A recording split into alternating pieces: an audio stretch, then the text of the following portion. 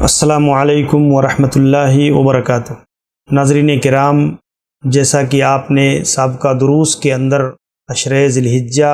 اور قربانی کے احکام و مسائل سے متعلق کچھ باتیں سماعت کی، اس مجلس کے اندر آپ دیکھیں میں آپ کے سامنے چند وہ باتیں کہ اس عشرہ کے اندر جو عبادات مشروع ہیں اس میں خاص طور سے نمازوں کا اہتمام، سنتوں کا اہتمام، سنن رواتب کا اہتمام، اور وہ نمازیں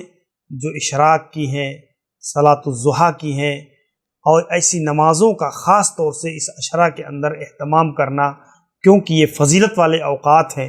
اور فضیلت والے اوقات میں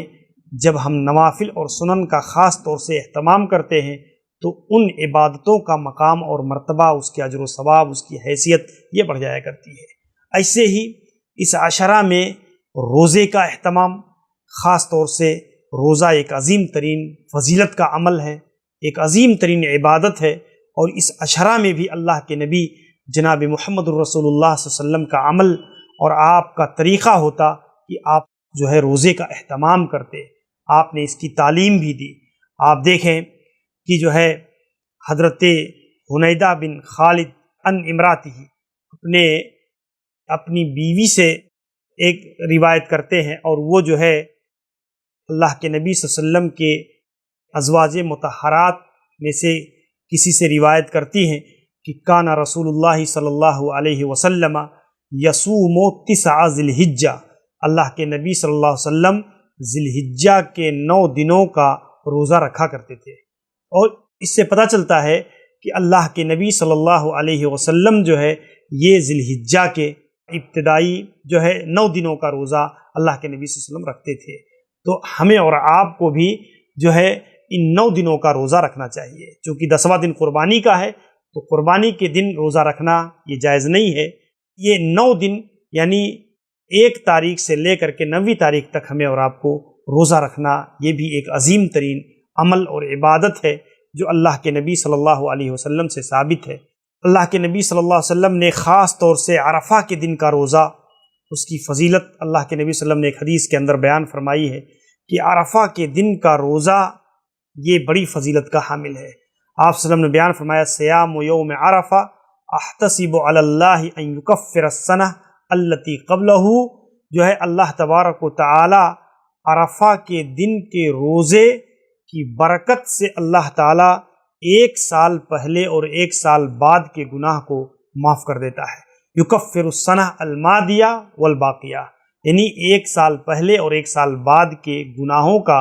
یوم عرفہ کا یہ روزہ کفارہ بنتا ہے، تو یہ بڑی عظیم ترین عمل ہے۔ ایسے ہی آپ دیکھیں اہل علم کے رائوں میں اختلاف کے باوجود صحیح اور راجح بات یہ ہے کہ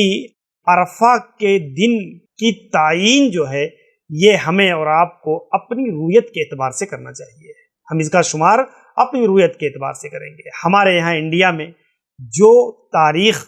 ذی الحجہ کی 9ویں تاریخ ہوگی، ہم اس 9ویں تاریخ کو عرفہ کا دن شمار کریں گے، اور اس دن جو ہے ہم عرفہ کے روزے کا اہتمام کریں گے۔ ہمارے لیے اپنی رویت کا ہم اعتبار کریں گے، دوسرے ملکوں کی رویت کا یا سعودیہ کی رویت کے اعتبار سے جو ہے روزہ رکھنا یہ ہمارے اوپر لازم نہیں ہے، بلکہ ہمیں اور آپ کو اپنی رویت کے اعتبار سے رکھنا چاہیے۔ یہی موقف راجح اور درست ہے، یہی موقف جو ہے جمہور علماء کا موقف ہے، اور ہمیں اس معاملے میں اختلاف اور انتشار سے حتی الامکان بچنے کی کوشش کرنا چاہیے۔ ایسے ہی میرے بھائیوں، اس عشرہ کے اندر ذکر و اذکار کا اہتمام، خاص طور سے اللہ کے نبی جناب محمد الرسول اللہ صلی اللہ علیہ وسلم سے متعلق آپ دیکھیں کہ اس عشرہ میں ما من ایام اعظم عند اللہ ولا احب الیہ العمل فیہن من هذه الایام العشر، اس عشرہ میں سب سے بزرگی والا، سب سے پسندیدہ عمل کیا ہے؟ فاکثروا فیہن من التسبیح والتحمید والتکبیر والتحلیل۔ یہ اب دیکھیں اللہ کے نبی صلی اللہ علیہ وسلم نے بیان فرمایا کہ یہ عشرہ ذی الحجہ کی جو 10 ایام ہیں یہ بڑی فضیلت والے ہیں، اور اس میں کثرت کے ساتھ اللہ کو یاد کرو، ذکر کرو، تسبیح کرو، تحمید بیان کرو، اللہ تعالیٰ کی بزرگی اور تحلیل کرو. یہ جو ہے کثرت کے ساتھ آدمی کو کرنا چاہیے. افضل الذکر لا الہ الا اللہ، یعنی جو ہے ایسے ہی احب الکلام الی اللہ اربع، اللہ تعالیٰ کے نزدیک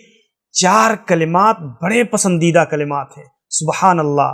والحمد للہ ولا الہ الا اللہ واللہ اکبر. اب دیکھیں یہ ولا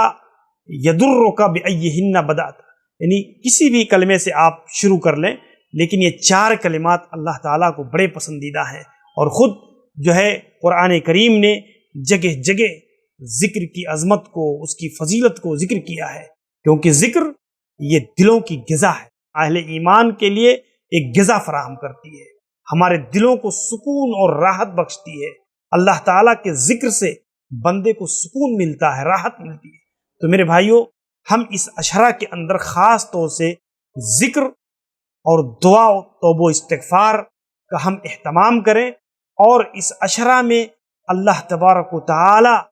کے لیے اپنے اوقات کو فارغ کریں، اپنے اوقات کو نکالیں، لگائیں، دنوں کو، راتوں کو زیادہ سے زیادہ اس عشرہ کے اندر اللہ تعالیٰ کی عبادت و بندگی کریں. اللہ سے دعا ہے کہ اللہ رب العالمین ہمیں خاص طور سے وہ عبادات اور اعمال کو جو ذکر ہوئے ہیں اس کو اختیار کرنے کی توفیق عنایت فرمائے. السلام علیکم و رحمۃ اللہ وبرکاتہ.